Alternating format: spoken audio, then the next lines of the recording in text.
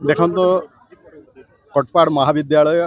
46 वर्ष को पदार्पण करिछि। आज तार 46तम वार्षिक उत्सव पालन होउछि एवं ये 46तम वार्षिक उत्सव रे मो जगदे निश्चय निजको गौरवान्वित मन करुछि जे आज ये 40तम ये वार्षिक उत्सव रे मो देखिली कि आम भारतीय संस्कृति परंपरा रे जो रही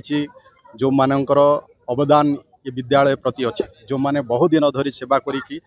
जाइछंती कि वर्तमान भी जो माने सेवा करी आसुछंती सेमान को भी सम्मानित कराई तत्सहित जो माने कृतित्व छात्र छात्री भी अच्छे सेमान को भी आगामी दिन रे आउ प्रेरित करबा पई सेमान को पुरस्कृत करा होउछि प्रोत्साहित करा होउछि से भली व्यवस्था आज ये वार्षिक उत्सव रे हेछि। तत्सहित भी आज अनेक एठी वक्ता विशेष करी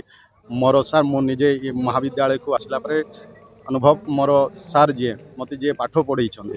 से सार आज इठर प्रिंसिपाल अच्छा एवं ये सुंदर भाव रे ये अनुष्ठान को गढ़ी तोलिबा लगी माननीय विधायक जे रूपु भत्रा आज ये विकास जमती कि बाउंड्री वाल हो स्टेज हो आज कर आगामी दिन रे आरो विकास भी जमती कि पिला मानकर जीवा आसबार कष्ट होउची एवं सेमानकर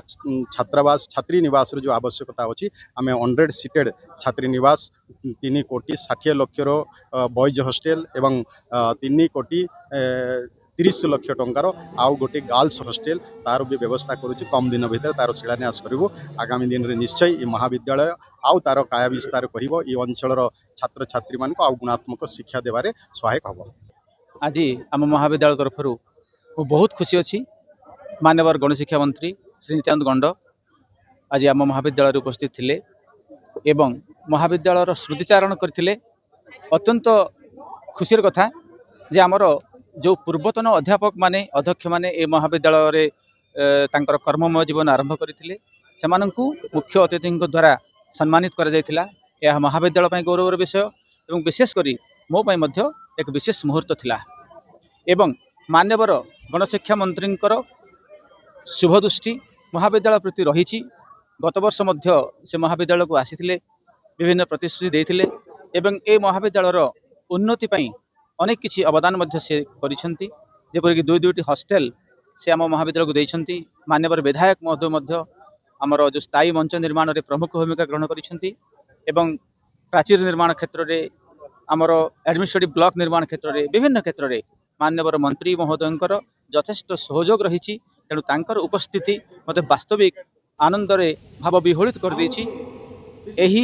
समय को मु केबे भूलिबार नहीं। आज आम महाविद्यालय रे समस्त पूर्वतन अध्यक्ष मानकर उपस्थिति मध्य ए महाविद्यालयर गर्व एवं गौरव को बहु मात्रा रे वृद्धि करिछि। गुरु ही साक्षात ईश्वर सेवानंतर जुगे जुगे